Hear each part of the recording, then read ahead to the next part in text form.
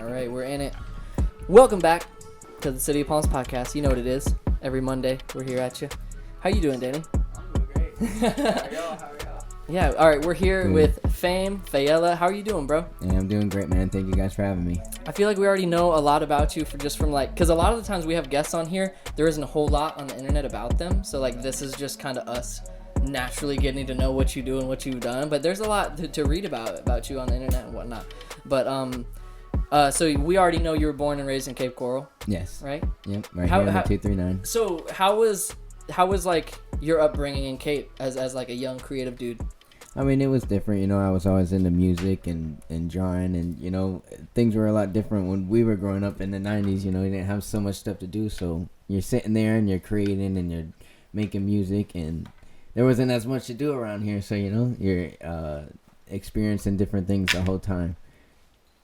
Hell yeah. Yeah. So when did? Because I read that you were in like talent shows, and I read something about a hip hop team, dancing with a hip hop team. What age was that? Well, that was middle school. I was on the hip hop team, but always throughout school, like elementary school and middle school, I joined the talent show, and I used to break dance and walk on my hands and go up there and rap, and so I've always been wanted to be an entertainer, and it was always a good feeling to go out there and be able to entertain, Yeah. So what's a hip hop team? What was the hip hop team like? I never heard of that. The hip hop team was like I actually went to Ida Baker High School, so from middle school I wanted to continue with the dancing. So when I was a freshman, I joined the hip hop team. So it was like just a bunch of freshmen and sophomores, and everybody mixed in one, and that were in the hip hop dance. So we break dance and we broke it down, and basically at every pep rally we go out and we did the Soulja Boy when it was popping, and like different stuff, like different stuff like that when it was like. And the first time I actually went out, like I'll never forget it. Like I went out there, and that's when all the like dance movies were hot and stuff like that. Yeah. And I went out there and break dance, and everybody went crazy. So that's the moment that I knew, like, this is, I really love doing this, and I can make the crowd go. And hell yeah. Do you know if there's any other like names in that circle of friends that went to pursue like hip hop like you did? I mean, there actually is a few. Let's see, we got Ariel. He's like, I always see him down at GCL and stuff like that. We were on the hip hop team, and there's a few other guys that I can't remember their names and everything, but I know they got into music and art, and we were all different creatives and on one team, and it was a whole different blend of people in one. So it was really cool to see all the different things that people are doing as well. Yeah, for sure. Do you still dance? Do you still break dance at all? I mean, like, not really. I've always thought about maybe incorporating it in videos or like into the show, but it's like now we're getting older. I'm like, damn, I can't do it the same way like it was, like. Yeah, I feel that. Plus, I feel like practicing and rehearsing like normal hip hop performances are hard enough, let alone like a break dance. To add into to try to break dance and be on the mic and be. Then you're already out of breath. They're like, all right. Let me get the little mic. Yeah. The headset. So when did rapping come into it? Was that around the same time you were rapping as well? That was around the same time. I always liked to. It really started with writing.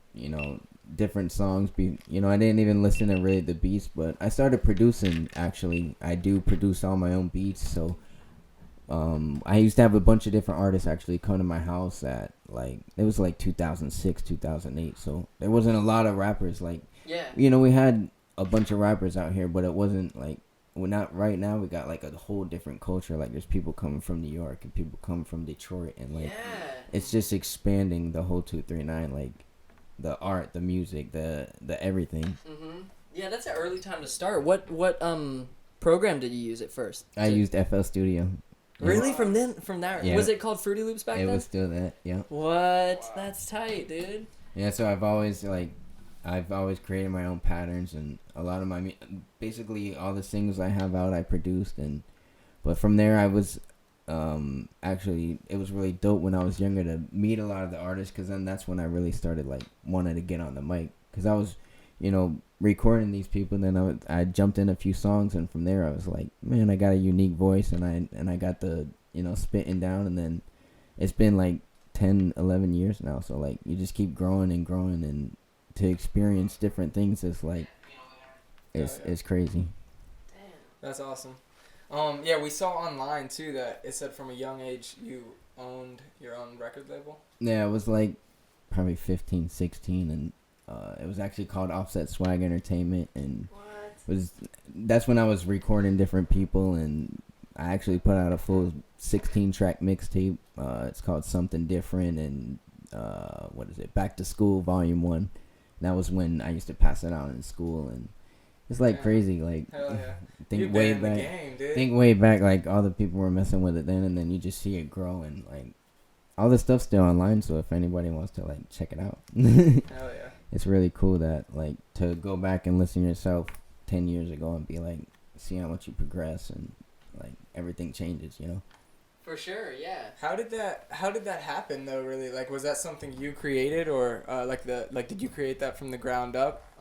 The record label, or the record label actually there was 3 or 4 other artists that were in the area, so like I still actually mess with one of them. Like, not, you know, I have love for all of them at the end of the day, but like there's one who's still in the 239, and I actually did a few shows with them here a few months ago, so it's cool to still be able to like see that they're doing it and be able to network with them. And it's crazy that we had different artists and different groups at such a young age, and now I'm thinking back, I'm like, damn, I was that young doing this. Like, these people were like older too, like 20, 30, so like I've always like been around, you know, the older crowd, and like I was learning things as I was younger that helped me, you know, progress being as young as I was, you know what I mean? For sure.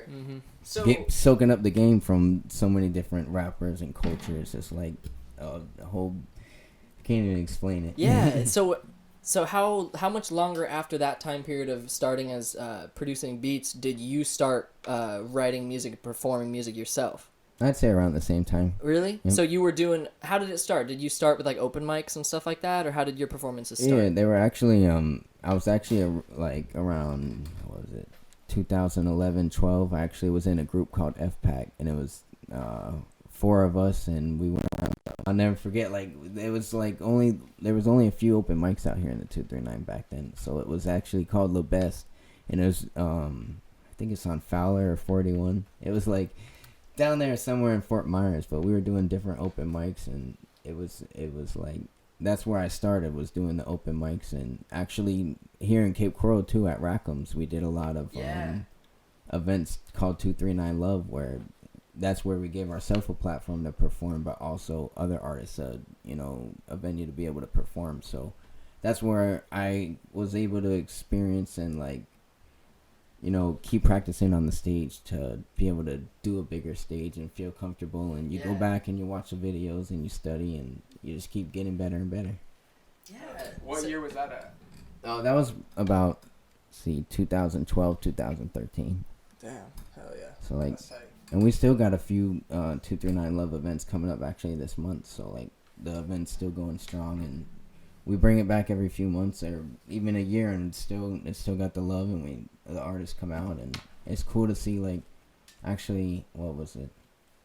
Probably 2-3 months ago, we did like a 20 artist showcase or something, but things didn't really work out with the sound. But like, as far as the cops, but you know how Lee County is. Yeah, you know? yeah, that's how it goes. It's complicated. So then, when did the link with Fresh Kid Ice come about? 2014. How did that relationship begin? That actually began when I was in the group FPAC. So we you know, I was right before this. I was able to actually link with 105.5, and they were actually bringing down the 2 Live Crew for a show at the Dixie Roadhouse. Oh wow. So like I was actually opening for the 2 Live Crew with the group, and there was a few other acts. It was like I can't remember the names, but it was like 105.5 and a Smoke Shop and all sorts of different stuff. But they had the porn star there too. But like, that was basically that night we opened up for him, and I met him. And after that show, he actually called me, and he said he liked the music and that he wanted to basically work with me. So basically, I believe that everything was destined to be, and it was the right place at the right time, and everything was supposed to happen this way. Yeah, that's a good way to look at it, and that must have felt really good for you because you were performing everything you produced, mixed and mastered it all yourself, so it was right? right there, and it was like it was pretty cool to hear that. You know, he's an early pioneer of the West Coast and the South with Miami-based music. Yeah, for sure.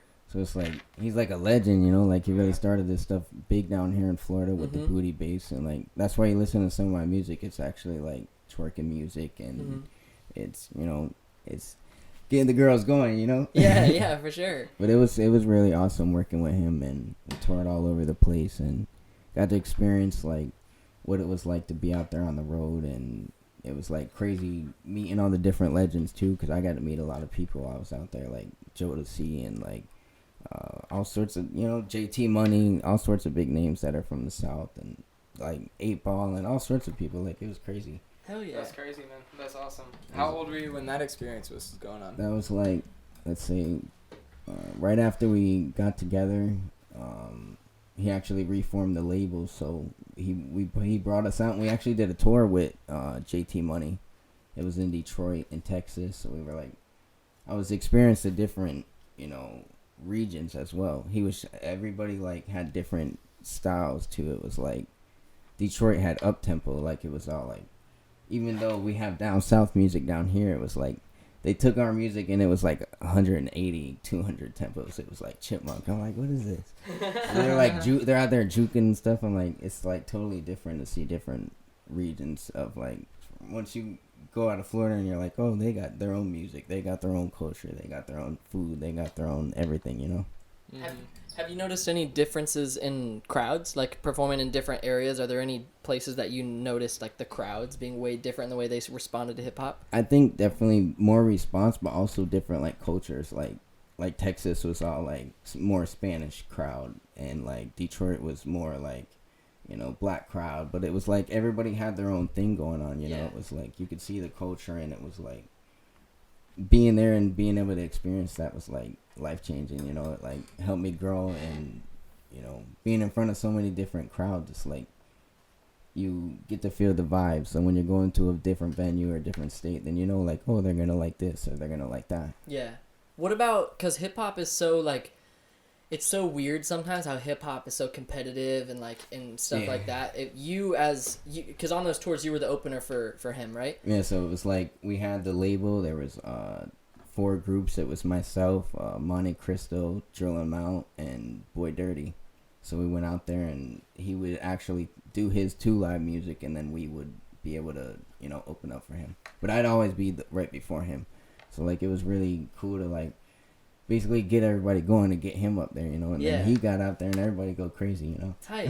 Did you ever have any bad responses? Like any like crowds? Like I feel like, I don't know, because I haven't experienced any like hip hop cultures in other states, but from what I've heard, like sometimes crowds can eat you alive for like not being their style or something like that. Did you ever like feel any of that? I mean, like probably more early on, it was there wasn't a lot of people at the shows, and it wasn't like the best responses. But now that I fast forward here so many years later, it's like I've never had anything like that's been bad. And plus going out there with all these people who love their music so much, and they're seeing a legend in myself there next to him, it's like it's different too, because I feel like when I'm producing my own music, I could make it what it like how I see the vision, So like I'm testing the different crowds, and I always like to see. That's how I know like what works and what doesn't, because I'll basically, you can go to an open mic and see how they respond to it, and then it'll be the same level as like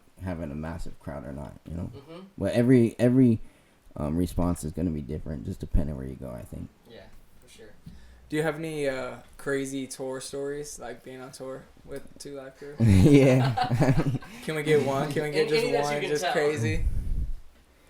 I mean, when we went to the strip clubs, it was pretty crazy. I say that was the craziest experiences. Like, it's a lot different than Florida, like in Detroit and stuff like that. It's like, I went down to like 8 Mile and like it didn't matter. They went to like the smallest strip club, biggest strip club. They show everybody love. They didn't care. Like, they go anywhere and didn't like. They loved the fans, basically. That was what they did it for. And like, he was just genuine, and he would take pictures with everybody and take videos with everybody and be the last one in the venue, So like, I try to be like that and like be like humble and like it doesn't matter who you are, where you come from. Like show love to everybody. Plus, I feel like it's so important, even in just the sound aspect, to have someone as your like guide and mentor who was from the era of hip hop, like 80s, 90s. Like that's like the golden era there. So that's like yeah. the A lot upbringing. I look back and I'm like, damn, that's like literally 10 years after hip hop even like was founded. So it's like they're the original generation of hip hop. Yeah, because so many people are influenced by like the current day like modern big names in the industry. When I think it's really important and like for like just you as an artist to really understand where it came from and understand the like boom bap side of things and then like you know the different like eras of hip hop. And I feel like you've got that. I feel like everybody should really understand what Fresh Cut Ice stood for, and it's what I hope that me being his protege, I could really open up younger generations to that, because they fought for freedom of speech and brought it all the way to the Supreme Court, and that's why we have the parental advisory sticker, and we could say what we want to say, and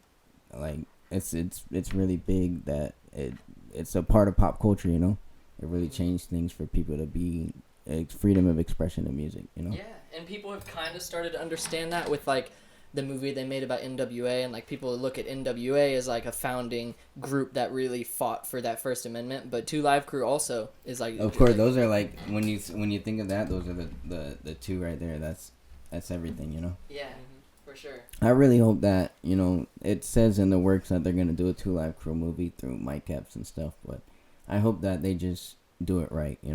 Because I've got to experience firsthand with Chris a few things, and I just want to see him do it right, I feel that. Hell yeah.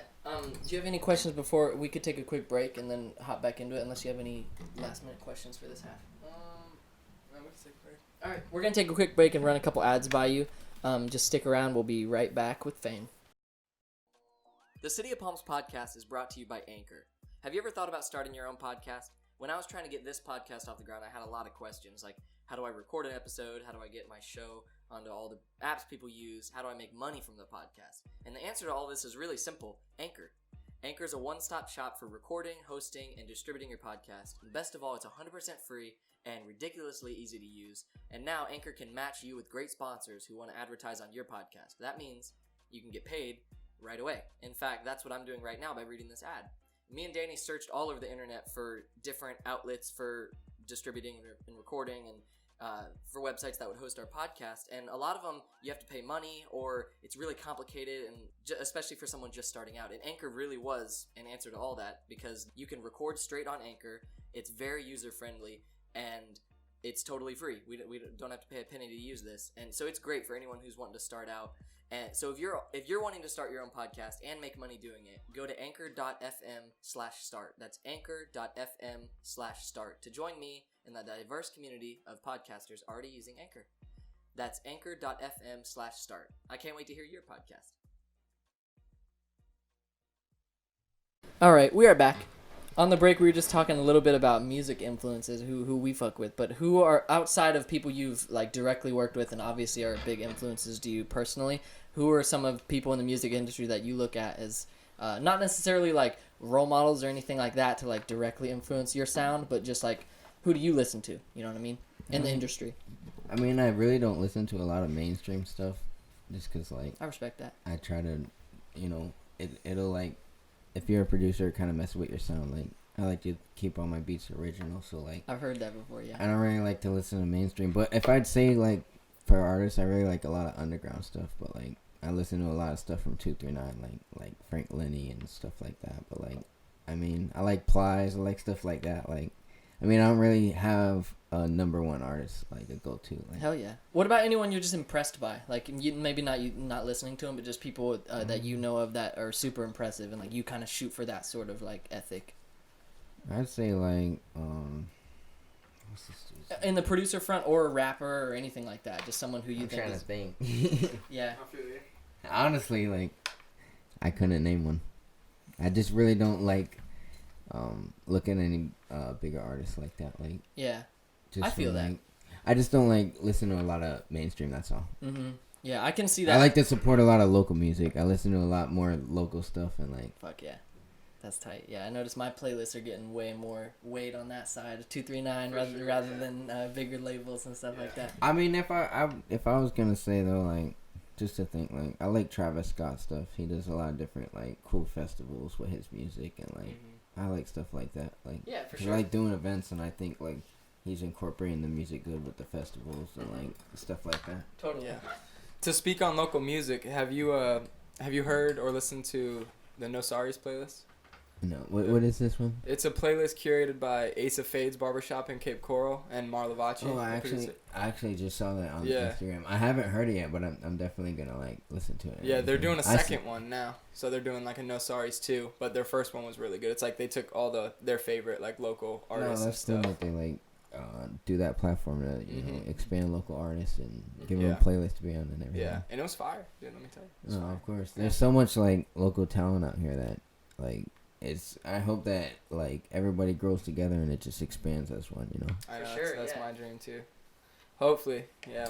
I just always dream of like there being one big spot in the 239 where everybody can go, like something that's built where it's just for like, you know, like a big, you know, warehouse or something just for the artists, just for the producers, just for It'll be everybody. this place after all. Totally. Yeah. We've got the same vision, Give dude. us 10 years. Yeah, and I we feel- can work together, dude. We'll work with, that'd be Fame lit. and get this Yeah, thing done, dude. and I like it too because it seems like most people that you talk to around here, like I said, hip hop can be so competitive and like cutthroat and like, this is my shit, like I'm doing my own shit. But so many people around here are so about collaborating and like doing features and stuff like that. Do you think about that? Do you think about doing features or having people featured on yours and whatnot, like in your future projects? Is that a big goal of yours? I mean, if you like basically my first every single besides a couple that are out now are all like feature some of my favorite artists from the 239. So like a lot of the stuff that I have out, I try to include a lot of the local artists that, you know, I've listened to for a long time. I really think that, you know, got some dope shit, you know. So but I'm always up to collab with everybody, you know. I always show love no matter what. I'm always getting reached out to, and like I have no problem, you know, showing love to other artists and doing collabs. I think it's like really dope because you do two different styles, and it's a whole new sound when you get together with other artists. Yeah, and everything. I respect that so much because I've heard some opinions that like some people don't like doing features because they want like I feel like I don't know their mindset, but I kind of feel like it might be like them saying, I don't need someone else to make my track better or something like that. But it's I like, mean, like I don't see it like that. yeah, I that's mean, cool. That's cool. Well, I think some people don't like to have features because they're like say they're creating an album. Like I don't want to throw anyone's name. Yeah, I'm not an artist. I'm not gonna throw names. But like, you know, certain artists create album after album leading up to an eventual story, and I could see why on that project you may not want to have a feature because like you want to showcase what you can do as an artist. Yeah, So I feel that. I can get behind that. I feel that. It's like a bigger grand scheme of things. Yeah, Like but creating an overall, album. I agree with, you know, coming together. That's obviously how it's done. And as a listener standpoint, I love seeing, you know, one of my favorite things is seeing two big artists, you know, come together on one song. That's That's right, just, it's awesome. Yeah. Yeah. It's cool to like bring two different visions together, and it creates a whole new like lane. Like Yeah. when different artists come together, I think it like expands everything. Like you have different people here, you have different people there, and it's like, For sure. you know, it just expands everybody as a whole. Yeah. Recently, you have that Post Malone, Travis Scott, Ozzy Osbourne fucking track. No, I So thought that that's- was dope. that I think was- about like That was cool. mixing something that's so unique. It's just like a whole new sound. Yeah, and then sometimes I've just started like on a local level. There's just been a couple features that have been released recently that I was super hyped on. But it's like there might be these two people you know of that have similar styles or like similar ways that they rap or make music or whatever.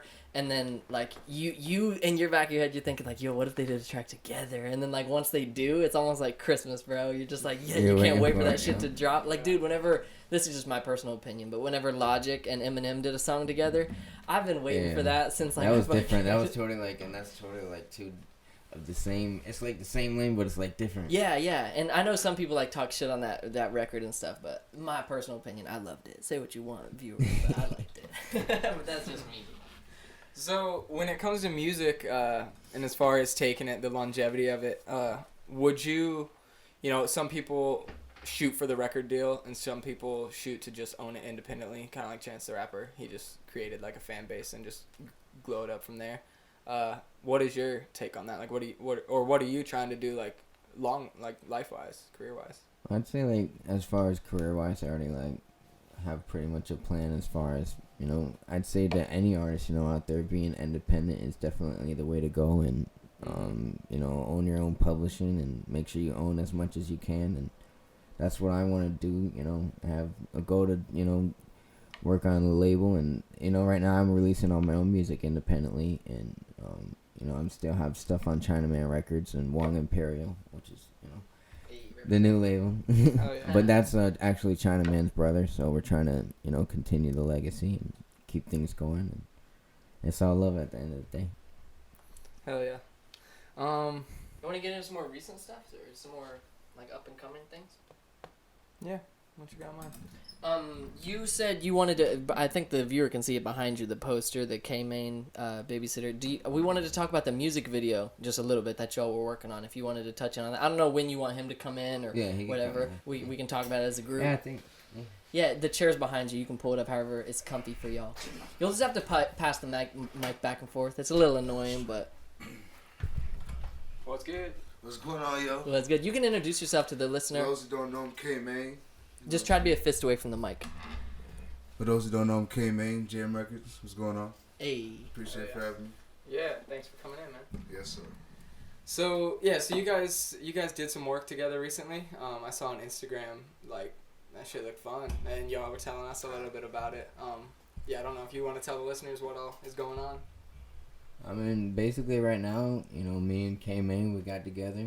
We sat here in the studio. We made this Wavy track, and I think it's something that's going to be totally different for the 239, and this video is really going to turn heads. Hey, I believe it. Yeah, big facts. So what's on Instagram? So yeah, that was filming for a music video. Does that have a date yet as to when it's going to drop? I mean, we really don't want to give them the date yet, but it's definitely coming soon, so definitely everybody stay tuned, and I think it's going to be something totally different and something totally raunchy. And Hey. It was definitely wild shooting, I tell you that. It was crazy. Yeah, they were telling us on the break a little behind the scenes about that. You guys, where were you? Boca or something? Yeah, Boca Grant. Nice. Yeah, Gasparilla Island. You know what I'm saying? Still Lee County. You know what I'm saying? So. Hell yeah, man. Oh, Yeah. It's the clip of it is on Instagram now, right? The full music video just hasn't dropped yet. So yeah, we got a little clip, just a little what we're doing, little sides. You know what I'm saying? Clip of what we had going on, but no date yet. You know what I'm saying? It will be soon, very soon though. Hell yeah! Peep their Instagrams for that. It's already on social platforms now. You know what I'm saying? You can go stream it. The song is? Yes, sir. Oh, Woo. nice. Okay. Hell yeah, for man. sure. So go download it, stream it. You know what I'm saying? Hell yeah, run that up for sure. Yeah, line it up. You know. Yeah, and then I wanted to talk a little bit about the event that you do, the 239 Love events.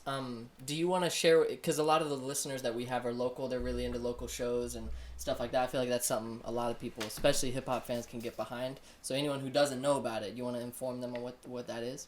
yeah, I mean, the 239 Love, it's basically an event that, brings all the artists in the area together and creates a platform for them to, do what they want on the stage. It was actually founded by myself and the members of FPAC, Mo Payne and Lie Knowledge and King 8. We've been doing this for about 6-7 years at Rackham, so it's always been like home there. It's like it's like you cool keep place. going back to that stage and you go back every few months, or even if it's a year or 2 years, like we always come back and it's like, yeah, that's 239 Love home. Yeah. So is that something that y'all book? Like you reach out to people to book, or they book you, or is it more of an open type? I mean, basically, we whenever we're gonna do an event, we create a post. It's open for anybody who wants to perform. Spots are limited, but anybody who the first 15, 20 artists who reach out to us, we always give them a platform, and we try to get the ones who don't get onto the next one. So Nice. any artists out there who want to touch the 239 Love stage, hit us up. We're always online. So. And they're fire too, bro. I'm not gonna lie. Like I've never been to one. I feel like I'm missing They give out. you the whole setup as like a big time artist. You know what I mean? You get that whole feel. You get a stage. You get the lights. If you have your own posters you want to put in front of the stage, you could do that. You know what I'm saying? Nice. They give you a big platform to promote yourself. Yeah. You know what I'm saying? And hang out. And my first one, I think my first one was my best performance. I performed a lot of different places, from Naples, for a shout out to Orlando or whatever, you know.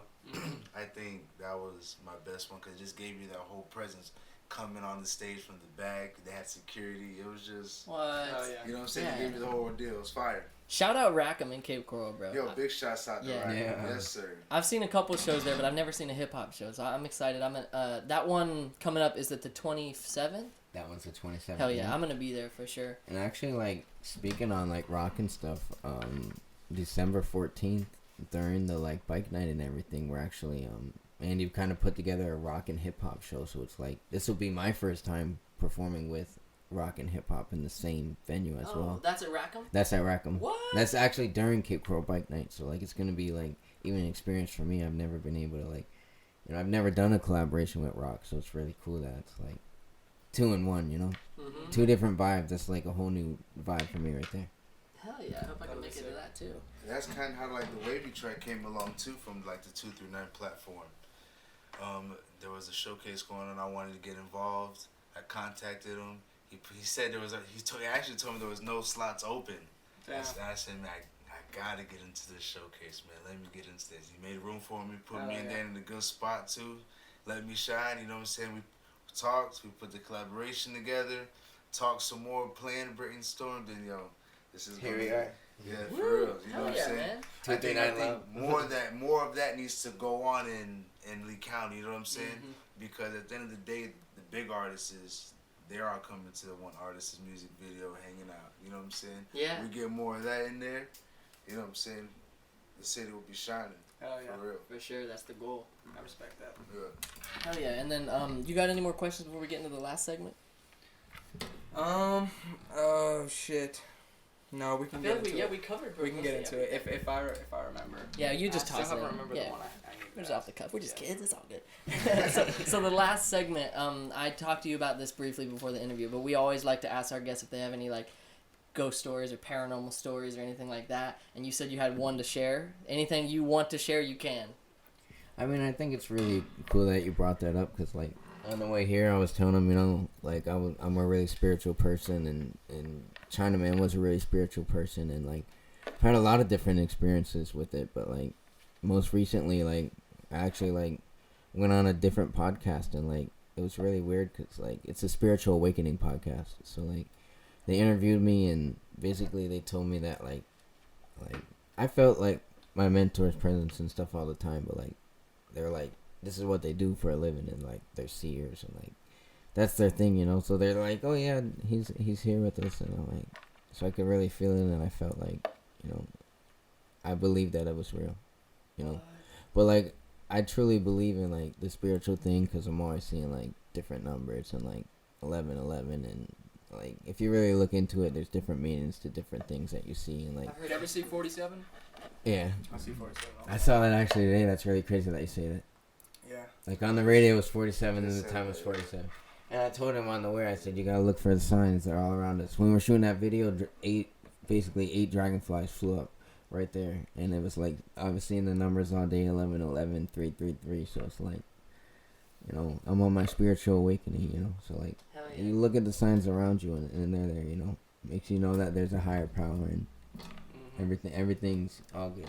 Yeah. So you said on that podcast, Spiritual Awakening podcast, they like reaffirmed something you were already thinking. And they were basically telling me things that they didn't know about me. Probably just met these people, telling me personal things that Chinaman would only know. You know, it was like, so it was very like, yeah. Because they said he was there with them. Yeah, so they were Wow. like saying he's saying this, he's saying that, Wow. he's saying this. Jeez. I've been so interested to do something like that too, because like there's so many videos out there that make it seem so hokey, but there's It's also really like, I thought so too. I've never ever like, you know, believed in things like this, or like, you know, I've had, you know, my experiences, but that really affirmed it, and I was like, yeah, this is like some serious stuff. yeah. Crazy.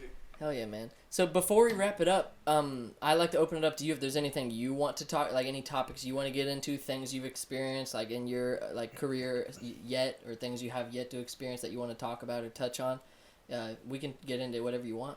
I mean, I'd say for this year, you know, I've had a lot of fun. I've got to work with a lot of cool artists. I think, like, you know, this year alone, I've had a lot of memories. So I'll never forget this year. You know, I got to, you know, open for Plies and Trick Daddy and Trina and work with artists like K.Maine and and do different events to be able to give artists platforms. And I just hope that, 2020 I can continue to do great things and everybody come together and we keep building the city and 239 keeps growing together. That's really what I want to see. So, dude. Yeah, that's right. I got together with Frank Linney, and that was somebody I listened to growing up, and I actually recorded a single in June, Summer Baby, and Frank Linney jumped on the remix, and we all listened to Frank Linney growing up. So that was like really big for me. Like, he's big here in the 239 as hometown, and like it was really like big for me to do that. Like growing up listening to him, and like every time I listen to him, like damn, I got a song Frank Linney. Like yeah, dude, mad respect for you keeping 239 in your vision too. Like all the like tours you've been on and like I've things been on you've different, done. but I always bring an artist out of 239 no matter what. I'm always rocking the 239 artist, and like Mad at the end of the day, if I ever blow up, and I hopefully do blow up, I want to, open up the 239 and be able to do more things for artists, and I'll always keep helping the community grow. Fuck yeah, dude. Yeah, and if you want to look at this camera, you too, you can plug your Instagrams or any social media websites that you want to plug for the listeners to look out. I mean, basically, you can find me on all digital outlets. Everything's under the same thing, Fame Faiella. That's Fame, Faiella. And if you actually Google search it, everything will come up right there. It's on the knowledge panel. You can find the music and also the website, famefaiella.com. So make sure you guys check me out and stay tuned for that Wavy video as well. Yeah. And then what about you, K.Maine? Do you have any social medias you want to plug or websites? Yeah, you can follow me on social media, K.Maine Too Real, and that's it. Y'all go stream Wavy, K.Maine featuring Fame Faiella. And do you release music on solo platforms like Apple Music or SoundCloud or anything? Yes. Under your own artist name? Yeah. Hell yeah. Yeah, I have all my stuff on social media under K.Maine. For sure. Hell yeah. Everyone go run those up for sure. I got a few videos on there. Got on YouTube, just dropped the remix. To the babysitter, dropping a mixtape, fans in 60 seconds. All those snippets of the hottest songs that were popping this year. Hell yeah. All the tracks. What? Hell Yeah, yeah. that's sick. So, Yeah, fuck yeah. So I got that coming, so y'all stay tuned. Hell Hell yeah. yeah. And For before we sure. plug all of our stuff, thank you guys both for coming out for real. Yeah, man. man. Thank you. Handshakes all Thank you around. for having us. Yes, sir, brother. Appreciate you. Yes, sir. And where can they find us at, Danny? Oh, you can find me, King Lombardo 47. You're what, Professor Shred? PROF.shred. Yeah, for sure. I won't be doing much shredding these next year, but I'll get Damn. back at it. And y'all can follow the podcast at City of Palms Podcast. That's everywhere. And we got new episodes coming every Monday. Hot new content dropping Friday. Can't speak on the name yet, but it's coming to you every Fridays and Mondays. Stay tuned. Hit 'em with that